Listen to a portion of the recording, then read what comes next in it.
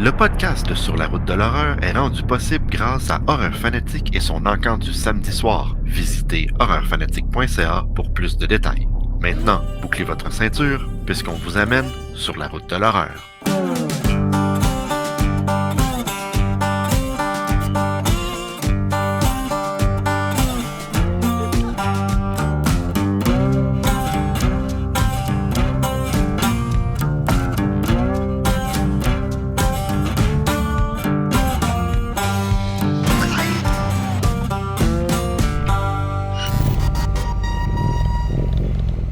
Bonjour tout le monde et bienvenue au 70e épisode de Sur la route de l'horreur. Aujourd'hui, on a une invitée bien spéciale. Je suis personnellement un fan de lui. Il s'agit de Brett Kelly. Et j'ai deux autres personnes avec moi ce soir qui l'aiment beaucoup, ou du moins qui aiment les films de série B. J'ai Donald et Raphaël. Comment ça va, les gars? Ça va bien? Ça va super bien, toi? Oui, ça va super bien. Écoutez, Brett Kelly, c'est pas n'importe qui, tu sais, c'est quelqu'un qui vient de mon chez-moi, en plus, dans ma région d'Ottawa. Et c'est un gars qui est spécialisé dans les films, justement, de série B. Êtes-vous content d'être ici avec moi? Ouais, vraiment. Je suis content qu'on puisse y jaser. On a plein de questions, Donald et moi, je suis certain, fait que... Ouais. C'est bien ça, parce que avant de passer à l'entrevue, on doit faire le tour de table horrifique. Bienvenue au tour de table horrifique.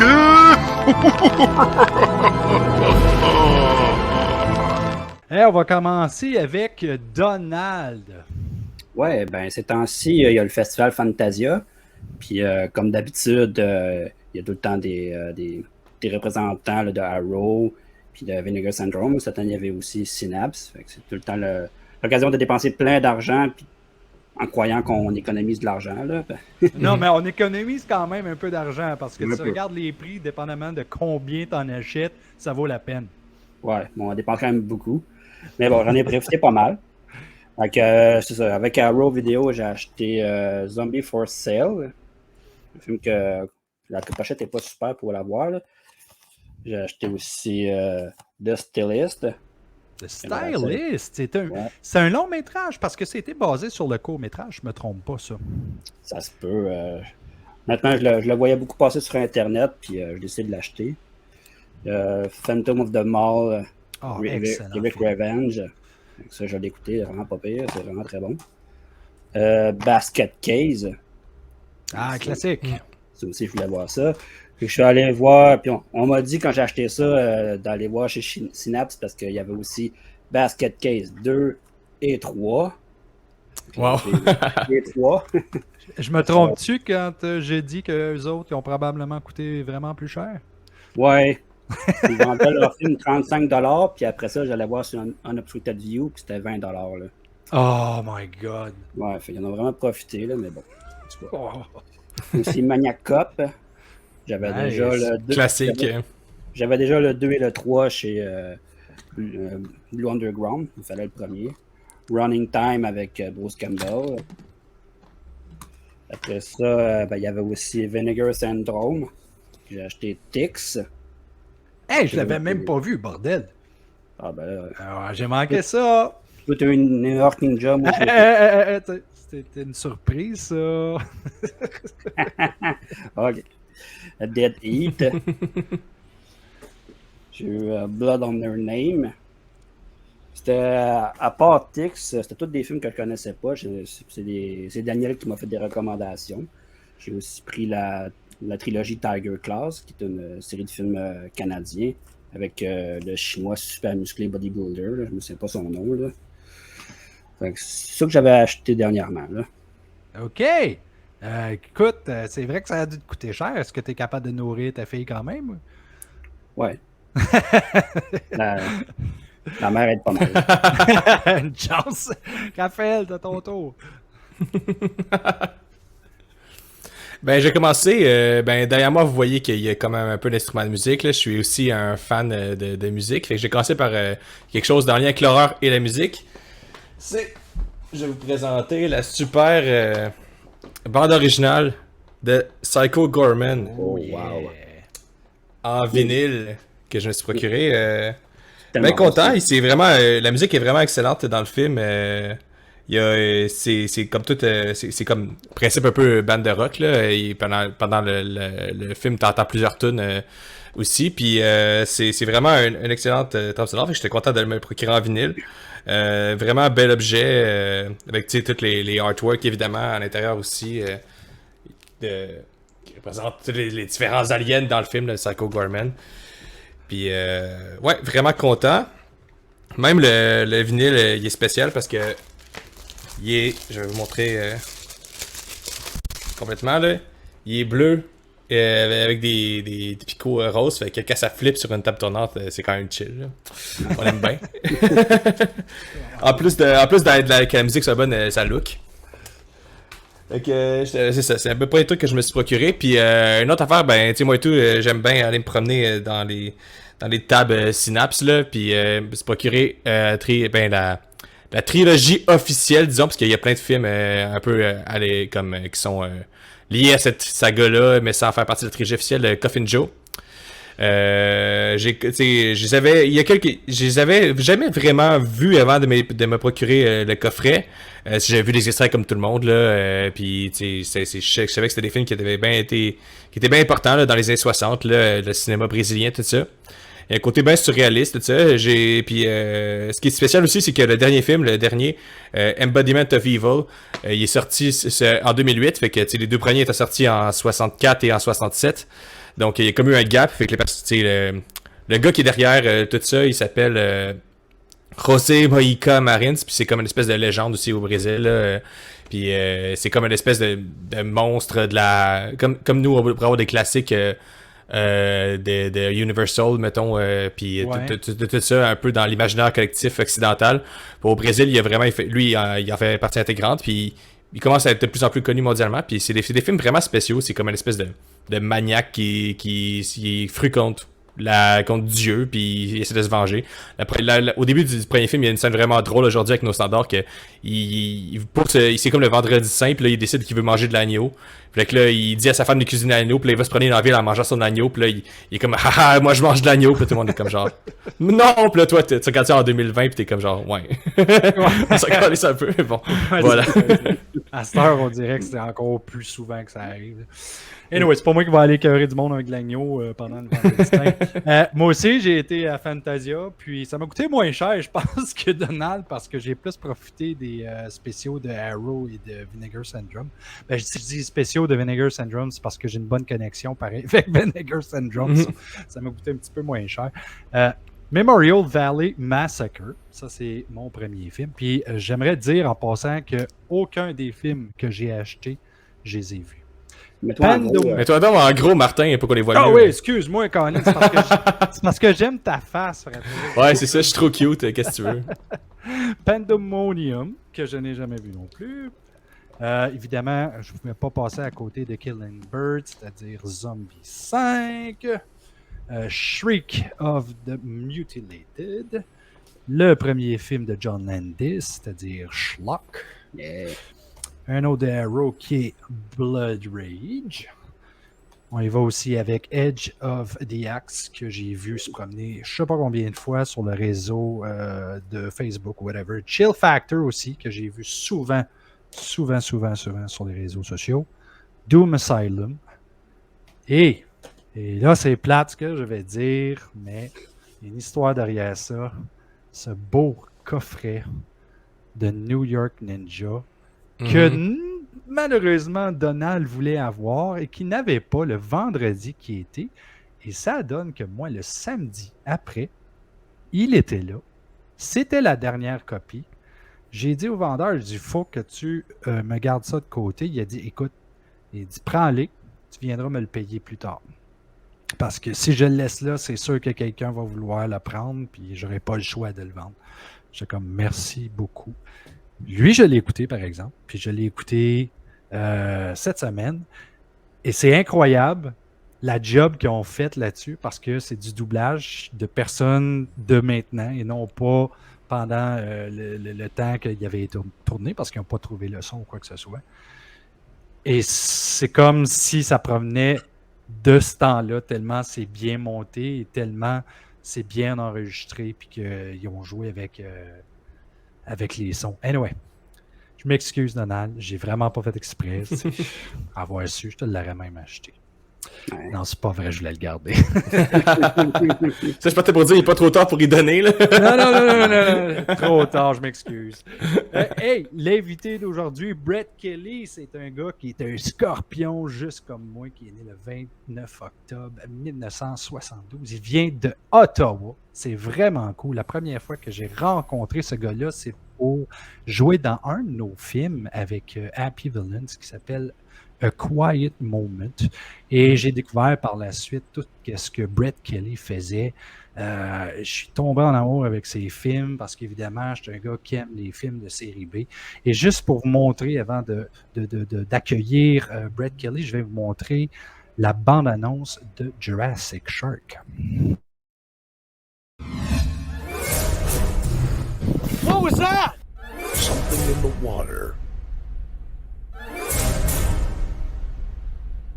He is hungry. What is that thing? Shark! We drilled too deep, unleashed a predator we haven't seen 200 million years.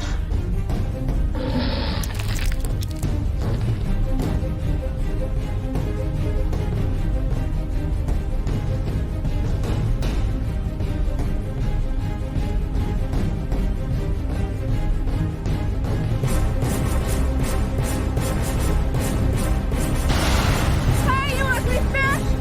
Enough with the junk food, you ugly me! You're chum, bitch.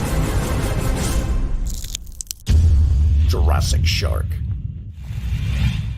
J'adore la bande-annonce et j'aimerais accueillir. I would like to welcome Brett Kelly to the show. Brett, how are you? Hey guys, I'm doing good. How are you? I'm pretty good. Great. Hey, Brett. Really good. I just wanted to ask you first, how did you fall in love with movie making?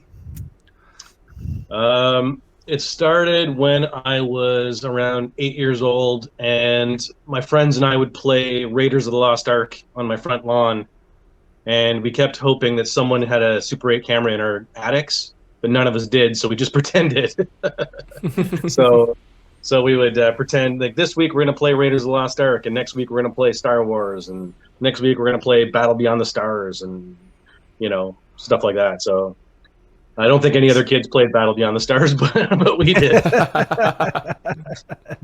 Well, were you like a horror fan at the beginning, or were you more like a sci-fi fan?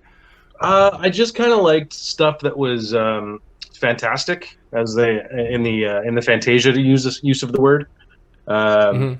Movies that were out there, like I'd go to the horror section.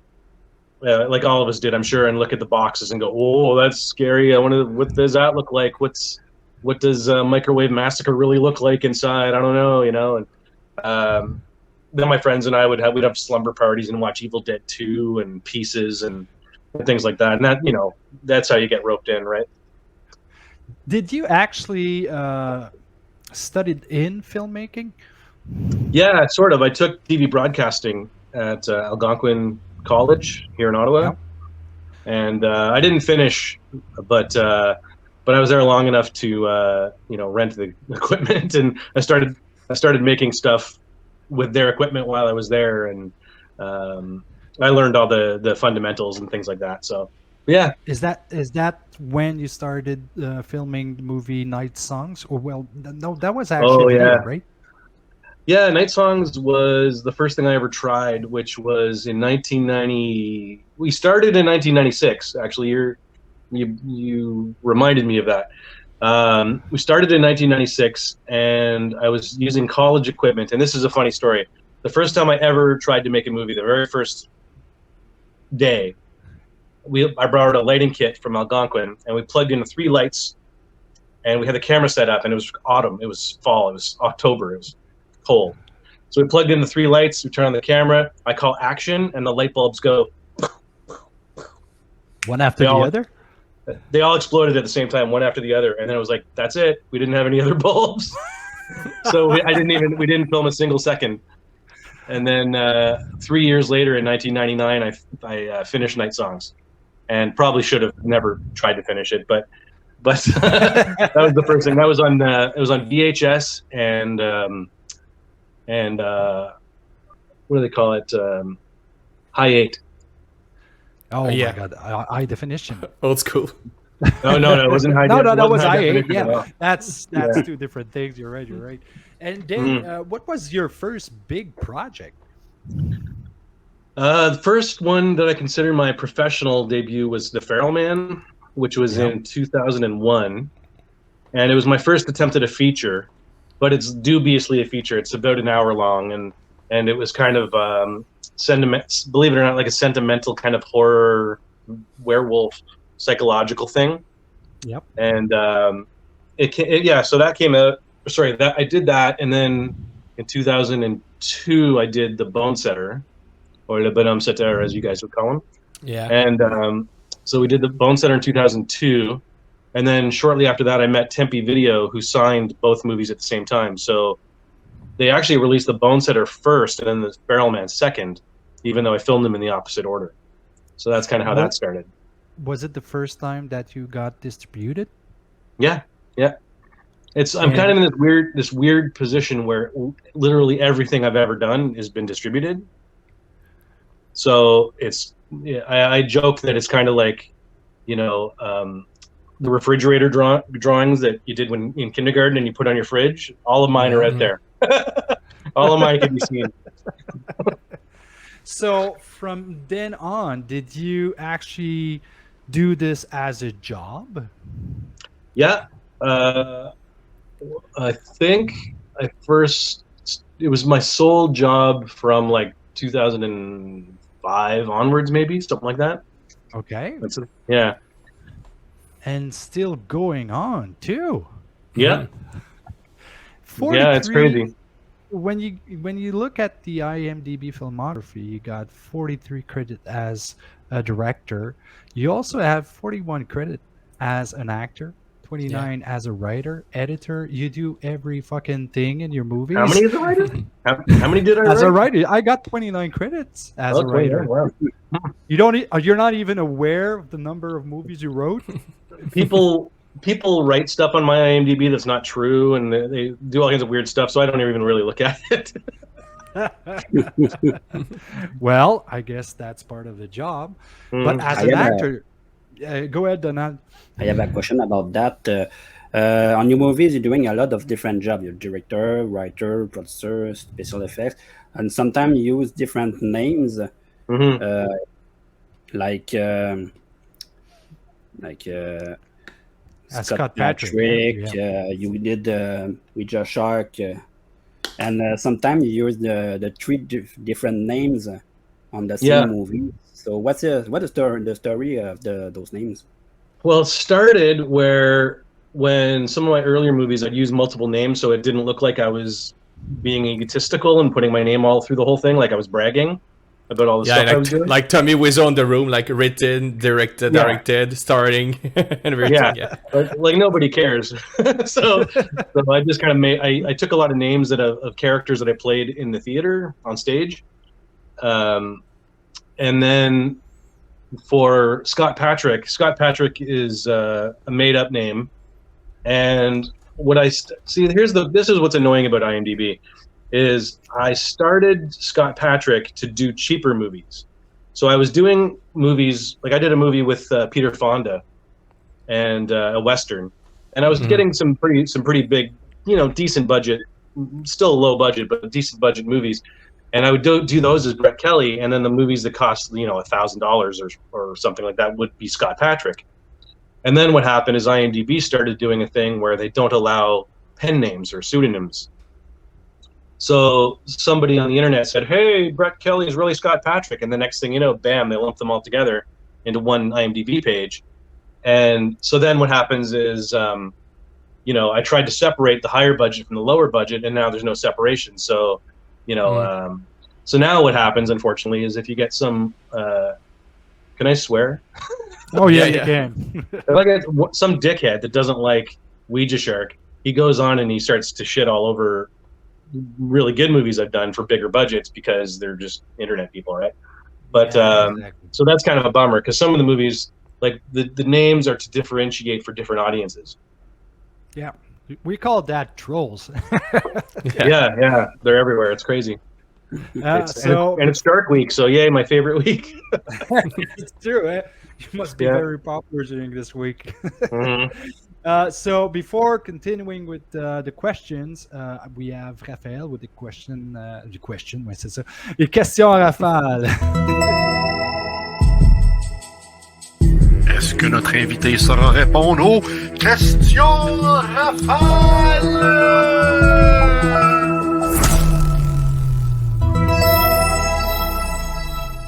So Raphaël, the mic is all yours. Yeah, so like you said, it's Shark Week. So in Horror Shark Week, my first question would be, and you have to ask like really quick. The first thing that pops into your mind, you have to answer like it's like quick questions. Rapid fire. Yeah, rapid fire. Yeah, exactly.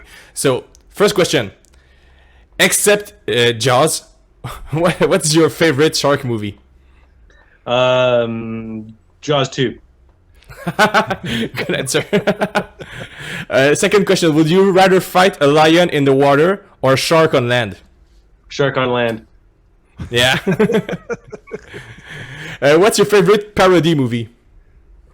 Airplane. Oh, Great that's answer. a great choice. Yeah. Favorite quote by Ash Williams? Groovy. Yeah. Yeah, I saw one of your movie called Murder in High Heel. So I assume that you like film noir. Favorite film noir? Double Indemnity. Interesting choice. Best movie ever. Oh, that's Quite a hell of statement. there. Yeah. Yeah. Yeah. Which movie of yours would you want to see in IMAX?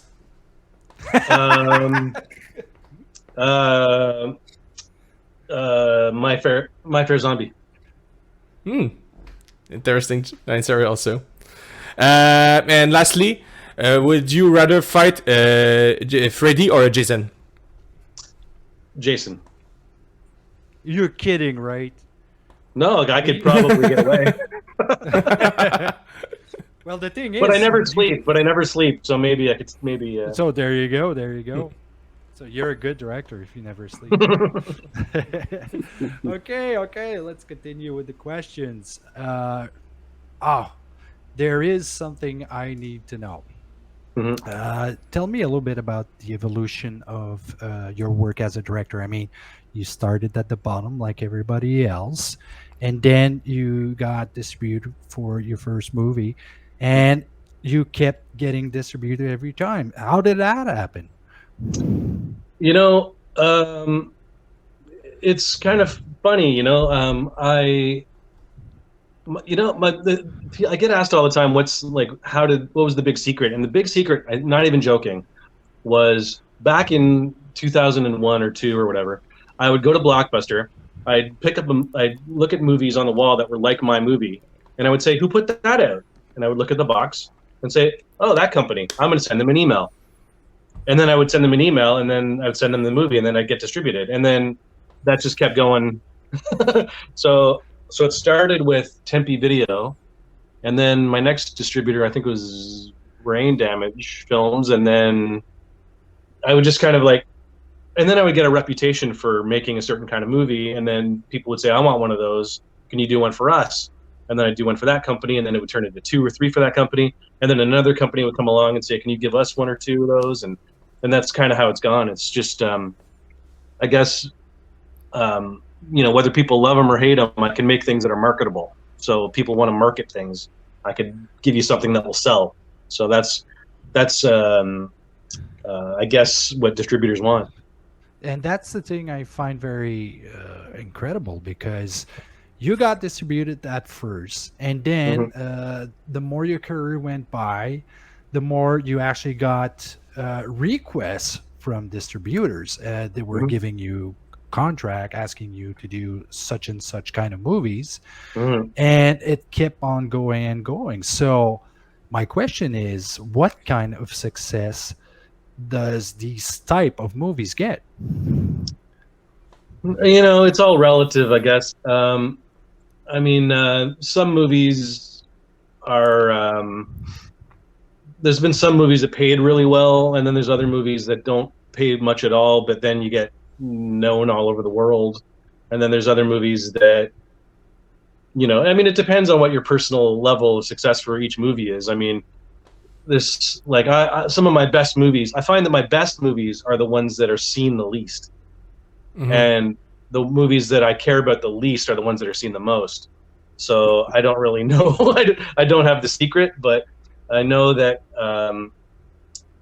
you know, it's kind of a weird thing. I mean, I'm almost like a cautionary tale because, you know, a lot of people out there are trying to make filet mignon, and people come to me and say, "Can you make us a burger?" And I go, "All right." And more people want to eat burgers. What's the process of filmmaking for Brett Kelly? Well, it depends. If it's my own idea, like Galaxy Warriors or My Fair Zombie or something like that, then I usually get an idea and I go and I bug my wife and I tell her, I have an idea, and then I'll usually write a treatment, and then I'll call one of my writers friends that I think have that kind of like whatever. If it's a comedy, I'll call like my friend Trevor, and you know, for example, or I'll call Janet if it's something else, and I'll say, this is what I want to do. What do you think? And then they'll start to write a draft, and then I might call a distributor up and say, hey, I got this thing I'm working on. What do you think? Do you want it? And 9 times out of 10, they'll be like, yeah, sure, we'll see it. And so that's that. And then I start casting and all that other stuff. But if it's something that is a work for hire, usually a company will come to me and say, I have an idea for a movie. Here's the title. You want to make it? And I'll say how much, and they'll say, you know, 2 pennies and a safety pin, and I'll say throw in another safety pin, and you got a deal. And so then the same thing. Then we start writing a script and all that stuff. You know, it's pretty straightforward.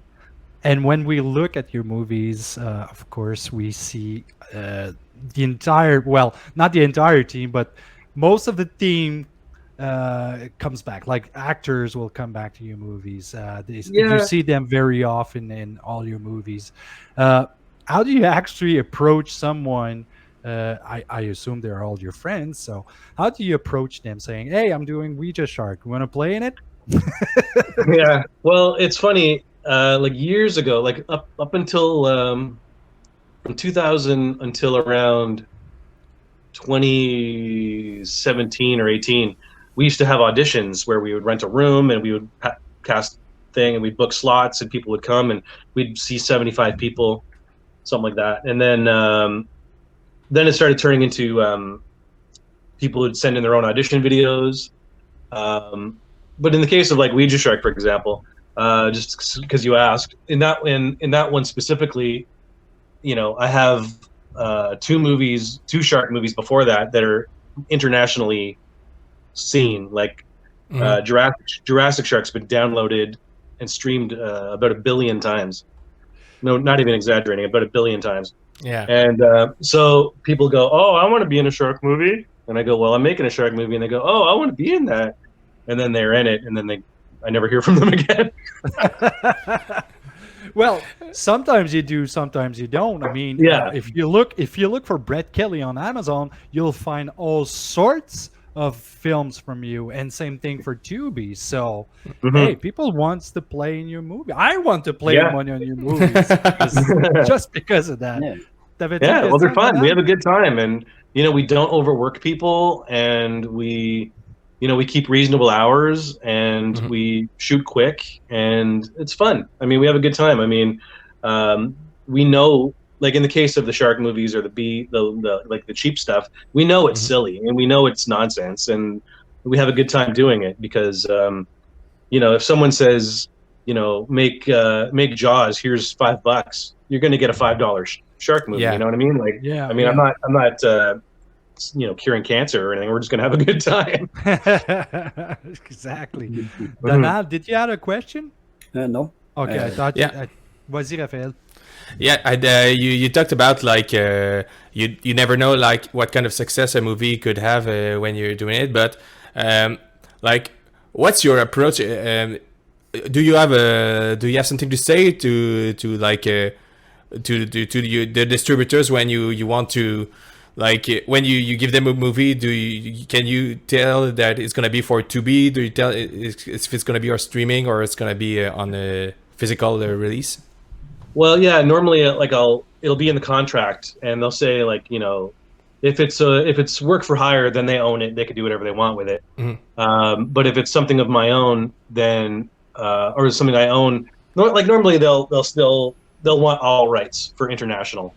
So I'll sign a contract, and they can put it out anywhere they want, any type of thing they want, and I get my percentage or whatever. But sometimes there's some cases where I might sign one movie for a different country, and I'll sign it for another country, and then I'll get a bunch of contracts all for the same movie just in different regions. So, and yeah, I haven't personally put most of my movies up on Tubi or had them put there, except for maybe 2 or something like that. And I forgot all about it. And one day I went and I got an email from them saying, "You haven't cashed your check yet." And I went, "What check?" And I went and looked. I went, "Ooh, okay." Yeah. I'm buying products. I think a lot of people are wondering how Tubi makes money. I mean, like there's so much movie. Like it's not like if you look at a streaming platform, it's probably the one with the most movies on it. Yeah. And yeah, is it profitable for you when a movie is on Tubi or? If I own the rights, yeah. Actually, you know what? To a lesser degree, I mean, it depends on the distributor. I mean, if the distributor's honest, yes. And if they are not, then no. Yeah, that's the thing. The more we get into the future, the easier it gets to distribute your own stuff. Is that something you consider doing, or do you prefer going with a distributor? I think like what I'm planning to do is I'm planning for Galaxy Warriors, which is my new movie, to be my last feature. I don't want to do any more features after that. But I do give myself the option about that. If I ever want to do shorts, then I would probably do something like try to distribute them on Tubi or something like that. Because I imagine that there would be, I mean, if you look at Full Moon's output, some of their stuff isn't feature length, so I might go that route. But you never know. I mean, you mean like a 1 hour feature? Like I don't know. I'm not really sure. Right now, I'm just kind of burnt out. Oh yeah, so, I know what you mean. But I'm kind of disappointed to hear that. Hey. Well, you know, it's been 20 years and 40 something things, and there's a lot of distributors that are honest, but there's more that are not. So then you work and you slave, and and then there's more challenges with, again, there's a specific challenge in Ottawa, which is there's a lot of movies of the week and Hallmark Channel movies being made. Yeah. So most of the people are tied up doing those things. So it's hard to find crew and actors and stuff like that, because everyone would rather get minimum wage to be an extra than come and get next to nothing or nothing to be the lead in a horror movie. I think that's the wrong choice. Movie. Come on. I know. I think it's the wrong choice, but that's Ottawa for you. Well, we'll get back to Galaxy Wars after the N'importe Quoi of Donald. It won't be long. All right, here we go. It's time for N'importe Quoi d'horreur. N'importe Quoi de peur. N'importe Quoi on the road of the terror. Vas-y, Donald, le micro est à toi. For the N'importe Quoi, I'll do it in French, but I'm pretty sure Brad will understand. I don't know. Au début, j'ai montré beaucoup de films d'Arrow. J'aime beaucoup ce genre de compagnie-là, Scream Factory, Criterion, etc. Mais il y a une compagnie que j'aime vraiment beaucoup qui s'appelle SRS Cinéma, une compagnie états-unienne qui produit et qui distribue du film de série B. Parfois, ils distribuent des films indépendants, des films internationaux aussi. Puis moi, j'ai découvert ça avec le film House Shark, qui a été réalisé par Ron Bunk, qui est le propriétaire de la compagnie SRS Cinéma. Il a fait aussi She Kills, qui est vraiment un film que j'aime vraiment. C'était vraiment bon. C'était vraiment bon, sérieux. Là. Dont on a discuté dans un autre podcast. C'est ça, c'est une compagnie qui fait beaucoup de films de série B, mais vraiment amusants, divertissants. On peut trouver beaucoup de films de requins comme Bad CGI Sharks, qui a l'air d'être un So Bad It's Good movie, mais c'est un So Good It's Good. Ah ouais, hein? Non, là, j'ai vraiment beaucoup aimé ça.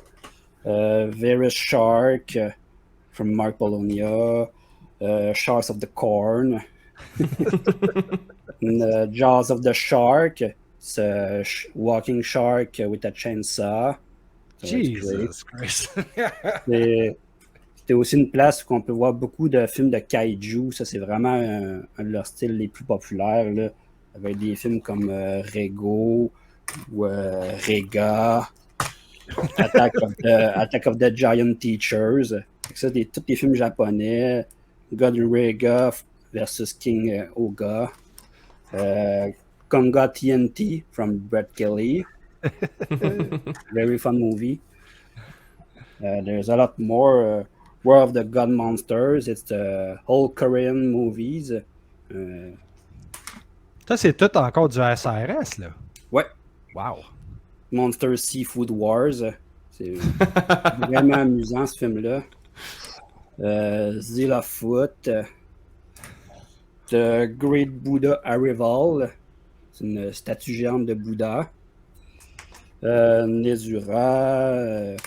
Octena, Dragon Lizard Lord. Il y a aussi beaucoup de slashers, là, des films de clowns, Beware the Clowns, Silent but Deadly. Coudon, t'es-tu abonné à la compagnie ou quoi? C'est une compagnie qui sort tout le temps leurs films en édition limitée en Blu-ray puis en VHS. Ça vaut la peine d'aller assez rapidement parce que ça disparaît assez vite. Puis après ça, ils sortent en DVD. Mais ça se vend en quoi? Ça se vend-tu aux États-Unis ou au Canada? Ils distribuent à l'international. OK, mais quand tu commandes, c'est quoi le genre de prix que tu peux obtenir pour ces films-là? Ça peut être une quarantaine de dollars. Là. Wow! C'est assez dispendieux, mais c'est des belles éditions. Puis moi, j'aime beaucoup ce genre de films-là. Puis la plupart, on peut les voir sur Tubi aussi, si vous voulez les voir. Puis c'est une belle compagnie. Là. Ils ont commencé à faire des films d'Amityville. Oh my God. Ça, c'est pas fini, là. C'est un truc qui a commencé. Il y a déjà 200 films Amityville, puis genre, on a l'impression que... Puis SRS commence à faire des Amityville. Puis en octobre, ils vont sortir Amityville Thanksgiving, Ed Gein the Musical, and Brett Skelly Homicycle. C'est vrai, j'ai bien hâte de voir ça. Ça va être encore limité en plus, j'imagine. Là. Ouais, c'est ça. Les précommandes sont déjà commencées pour le mois d'octobre. C'est tout le temps comme ça. On a même pas reçu la commande d'avant, puis ils commandent déjà une nouvelle prévente. Ça prend beaucoup de temps, mais c'est des belles éditions, c'est beaucoup de surprises. C'est ça. La légende raconte que le propriétaire de SRS s'est acheté une maison à cause de toi, Donald. Ouais. J'avoue que ça a dû faire un bon paiement. C'est tous des So Good It's Bad. So Bad It's Good. C'est des films que vous allez rire, c'est sûr. Là. Mais c'est là que je me dis, tabarnouche, moi qui pensais qu'on avait vu beaucoup, là, toi, là, t'as vraiment là, j'ai juste des milliers, là, quasiment. Là. C'est à peu près le 2/3 de ce que j'ai de SRS. Quand même, il y en a combien? Il y en a plusieurs. Là. Ouais. Anyway. Merci beaucoup, Donald, pour cette information. Je vais essayer de me ramasser une coupe de 40$, m'acheter du SRS. Mais je pense qu'il va falloir que je mette une hypothèque sur ma maison. Ça va être encore mieux. So, before we get back to Brett Kelly, let me show you the trailer for his latest movie, Galaxy Warriors.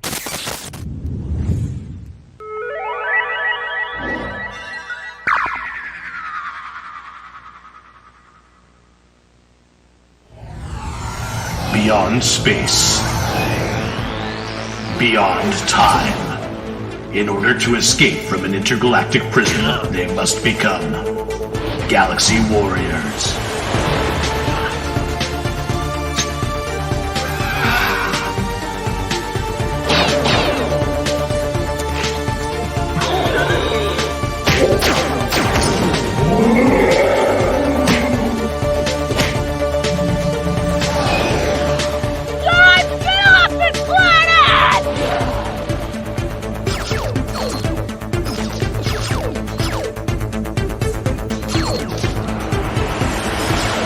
Galaxy Warriors. Nice. And let me say, I got the chance to see the movie because I'm special. And I have to say, Brett, this is, in my own opinion, the best movie you did so far. I like it. I think it's definitely a labor of love, and it turned out just the way I wanted it to. So you'll understand when I say that I'm very disappointed that you will be retiring from full feature movies, because I have a feeling that this movie will get a lot of success. How did it all begin? Well, it's kind of an interesting story. I keep checking my Facebook memories, and it keeps saying, like, 7 years ago, Brett wants to make a space movie. 9 years ago, Brett wants to make a space movie. 10 years ago. So I wanted to do this since I was 8, since I was playing in my front yard, playing Star Wars. And so I think it was just before the pandemic. I was talking to Jim Wynorski, who directed Chopping Mall. And he had a poster, a 1980s poster for a movie he never made called Prison Planet. And at that point, I said to him, hey, I'll make it. And he's like, seriously? And I was like, are you serious? And so we talked on the phone, and there was no script. There was nothing other than a title.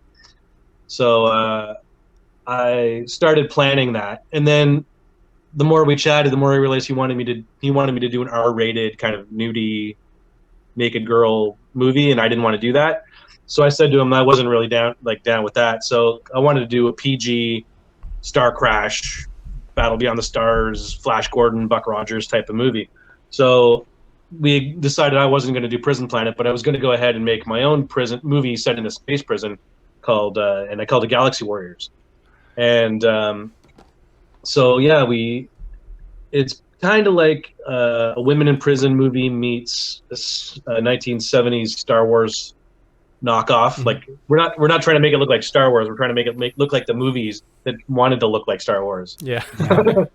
So we started in 2020, of course, and it was incredibly difficult to do. But we cast a whole bunch of people, and we had a lot of locations. We built every single costume, every single prop, every single set had to be created. And it's all practical effects. It's all models. The spaceships are all models. And there's stop motion animation, as you saw. Mm. And so, yeah, I think we hit the nail on the head with what we were trying to do. And you also have Christine coming back from Conga and, Jurassic Shark. Yeah, the star of Jurassic Shark is in it. Yeah, that's kind of cool too, because I like her. No, I'm not going to say why, but hey. No. Well, and you know what's funny is everyone says she looks like Dizzy Flores from Starship Troopers. So it's kind of fun to have her in this space movie. And that's actually the first thing that came to mind when I saw the movie. Hey, you have just the way that the image was done, the way everything, the decor was done also. I believe there was a few food content in the spaceship, right? Yeah. We would serve people, because at the time the law was you had to serve people individual lunches. People couldn't take from thing. So we would give them individual lunches in a little plastic container, and then we would take the container and then glue it on the wall for the next week for the set decoration. Who did this before? I think it was James Cameron. I think. Who? Yeah. James Cameron was working on some of the Roger Corman movies. Yeah, exactly. If you look at there's one of them. I can't remember what it's called, but it's It's all Big Mac, foam Big Mac containers. And what's it called? I could see the poster, Forbidden World or something like that, or Forbidden Yeah, that's the one. It's Forbidden Yeah. World.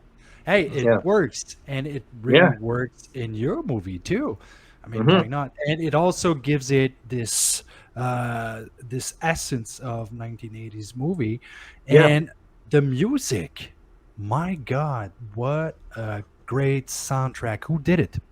That was Howard Sonnenberg, who done a few of my other movies as well. And we, I think I said something like, oh man, what's the name of the music? I can't remember what they call that style.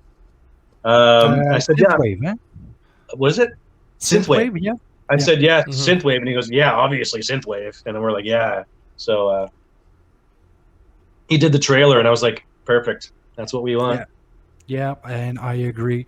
Loved every minute of it. And you got the news that the movie will be at what's the name of the festival again? Buffalo.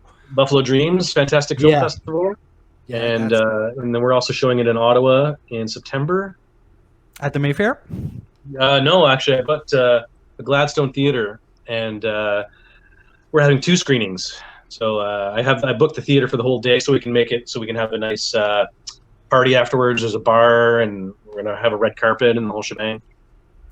And for the people listening, Brett is also a singer for Gelatin Skeleton. Mhm. Did Gelatin Skeleton do a song for the movie? Yeah, we did at the final credits. We have a song called "Reach for the Sky" that plays, and it's of course. I mean, I'm sure you can tell by looking at me. It's hair metal. For everybody that never heard about Gelatin Skeleton, I strongly recommend it. Any place you guys play? We don't have anything set at the moment. We just got a new drummer, and it's not officially announced yet, but we're playing a festival in the United Kingdom in 2023. Holy shit! And we're hoping to get a couple other UK shows while we're there, and we are probably going to play a few local shows to warm up, hopefully opening for some touring acts. So that'd be cool. Would you say that this is one of the reasons why you decided to retire from movie making? Well, film feature making. No, not really. But it's giving me an outlet to be creative that that doesn't involve standing up for 12 hours and killing my back and eating chips all day. And But yet again, when you become a rock star, it's not necessarily better. well, we'll see. I mean, I'm sure my back won't be any better. What do you mean? You're only, 49 now? Yeah. A question for you. Did the casting crew saw the movie? Not yet. Not yet. So they'll be watching it the first time during the screening in Ottawa? Yeah, it's more special that way when they get to see it on the big screen, I think. I do, but yeah, I agree. Well, let's jump on the anecdote. Anecdote, c'est l'heure de l'anecdote.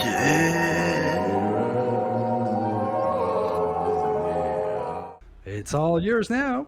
Okay, so here's a OUIJA Shark story that I'm sure a lot of people won't know. When we were filming OUIJA Shark, there was 5 girls that came in at the beginning of the movie, and then one of them wants to go to the pool, and then suddenly she disappears, and we don't see her for a little while because she's apparently gone off with the guy who's washing the car, right? What really happened was the 5 girls arrived at the house, and as soon as we filmed the scene where they arrived at the house, the 5th girl got a phone call that her grandmother had died. Oh. So she had to leave. So we then had to get all of the rest of the actors, and we got the script on the floor, and we had to figure out how we could film the rest of the day with only 4 actors instead of 5, since most of the first 20 minutes of the movie were all set then at that one place. So we divided all the lines up around the 4 girls, and then we later on filmed the 5th girl after she dealt with all of her personal stuff, and we gave her that side story about the guy washing the car, which of course is nonsense, but we had to do something. But we had to do something in order to be able to excuse her and then bring her back later on. So it was actually a good reason that she had to leave. and it gives the audience something funny to go, what the heck's that all about? Where'd she go? So everyone feels all smart, that they're smarter than the movie, but the fact of the matter is she had a real reason to leave.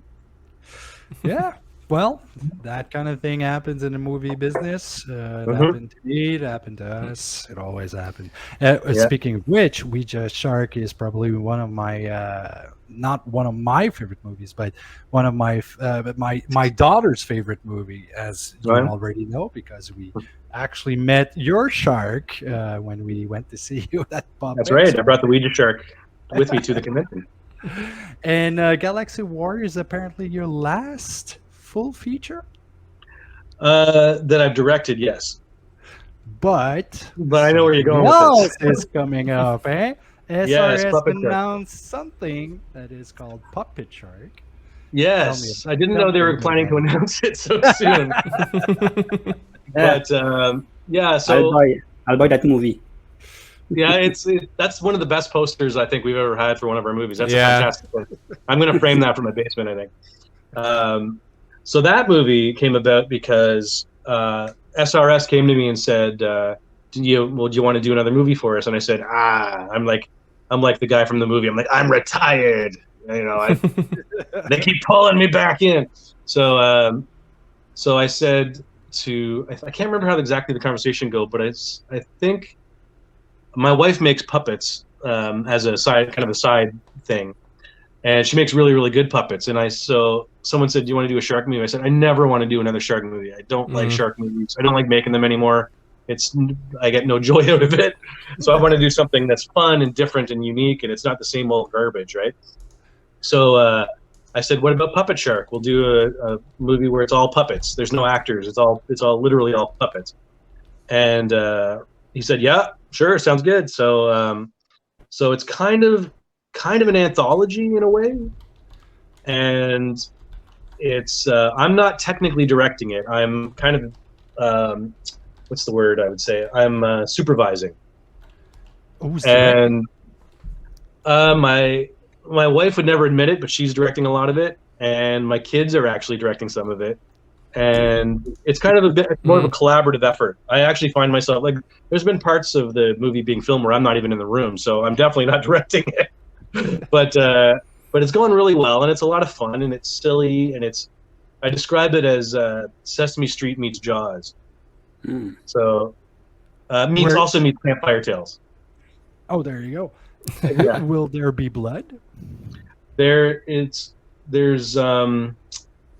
not so far, but there is dismemberments. So yeah, body parts get removed and things like that, but it's not overly gory. So but it's silly, and it's there's no other shark movie like it, and there never will be another shark movie like it. So you know very well that because of the poster and because of the great work that your wife does with the puppet, because I saw them and they were amazing. Yeah, this might actually make your wife a director, right? Well, who knows? Let's see if she's rolling her eyes over there. Yeah, she's rolling her eyes. Your wife's name is Mary, right? Anne-Marie.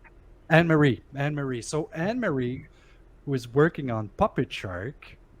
There's one of them. I just love that stuff. So Anne-Marie, that's working on this Puppet Shark movie with your kids, and we all know that your kids are not are kind of what's the word I'm looking for? They're used to working on your movies because it's not it's a strange. They live a strange life. I believe so. But do they want to continue in the same path than Dad? I think so, sort of. They've done theater, and they keep talking. They never talk to me about, Dad, I have an idea for a game, or I never have an idea for an activity. They always say, I have an idea for a movie, it's always a movie. They're always trying to pitch me movie ideas. So. I get them cameras every once in a while and say, "Go make one," and so they're used to it. what was their reaction when you told them that, okay, Dad is done with the movie filmmaking there? One of my sons is trying to talk me out of it. So he said, "Are you sure?" I think he's worried that I'm not going to have anything to do or something, but I'm okay. You know, I mean, what I say about the retirement is I say, you know, if people want me to come back, they got to give me a reason to want to come back. And, you know, I mean, I haven't been gone long enough to for anyone to miss me. So when they start to miss me, then, you know, talk to me then, I guess. Well, I already miss you. So that's one. Probably the other ones too. Yeah. But that's the thing. Now you guys are doing Puppet Shark. Let's just say that it is a family movie because it comes from the Brett Kelly's movie family. Yeah. So what happens if it is successful? You know, I don't know. I mean, I'm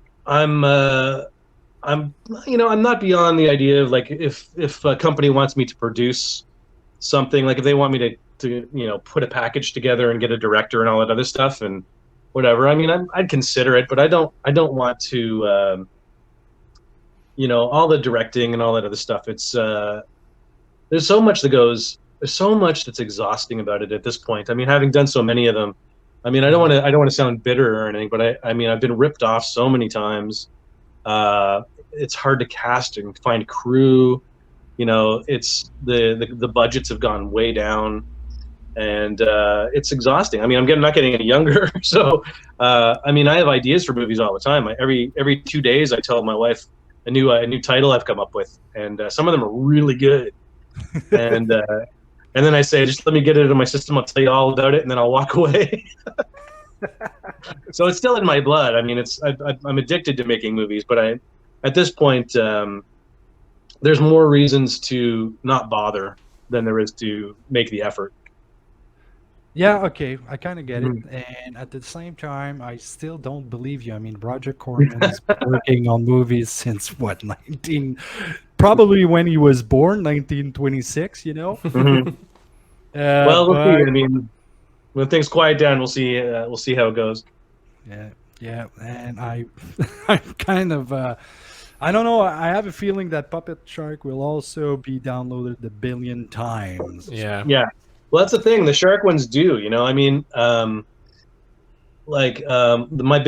funny story is I made My Fair Zombie, which is a fantastic probably one of my top 3 favorite movies I made, and it's a musical comedy zombie movie, period piece, and it's excellent. I love it. I mean, I don't feel like I'm being conceited by saying I love this movie. It's fantastic. And when the distributors wanted it, like, first of all, I had a distributor call me up. A very well-known distributor called me up and said, "Brett, I love this movie." I said, "Awesome." And he goes, "But I can't put it out." I said, "Why not?" He goes, "There's no tits in it." And he goes, but then he goes, "Don't get me wrong, you shouldn't put any in there. This movie is excellent." And he said, this movie, my wife watched this movie, and my wife doesn't watch any of my movies. This is him saying it. And she loved it, but I can't put it out. I just wanted to call you, though, and tell you I loved it. And you go, so that's the kind of thing I was getting with My Fair Zombie. And, you know, I thought Fantasia would take it for sure because it's different and it's unique, and they didn't. And, you know, it didn't set the world on fire, but it's excellent. I mean, it's a lost classic in my opinion. And then so I was really ticked off one day, and I said to my wife, "You know what? I bet I could come up with a dumb shark title and get a contract tomorrow." And she goes, "I don't care," which I interpreted as "go right ahead." So I came up with the title Raiders of the Lost Shark, and I went to a couple of distributors, and they all wanted it. So I got a contract the very next day, and I went to my wife, and I went, "Ha, I told you." And she goes, "Well, now you have to make it, stupid." So and then as it turns out, Raiders of the Lost Shark came out, and it's coming out again. Actually, it's being re-released by SRS on Blu-ray, which is going to be cool. And it came out and was seen all over the place. And, you know, My Fair Zombie, which is a much, much better movie, it's coming out again too, by the way. SRS is also going to put that in on Blu-ray. Great. I mean, you guys should go check that out because that's a great movie. But it was unappreciated, and so that's what got me doing the second Shark movies. I thought I can make a movie that's so. I literally said something like, "It'll be so dumb that people on the internet will feel like they're geniuses for watching it.